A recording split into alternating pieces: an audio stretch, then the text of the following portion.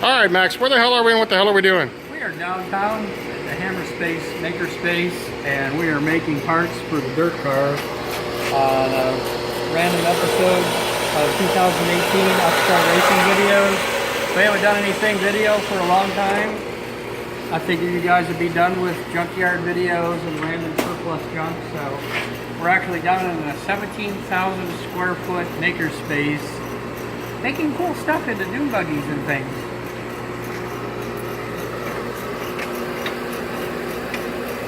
This is a really cool metal bandsaw where you don't have to push down on it or anything. You just put it up to the bump stop, hold the pipe in place with the clamp. It does its own thing with its own weight. And voila. More severed fingers or pipes. Bye. What?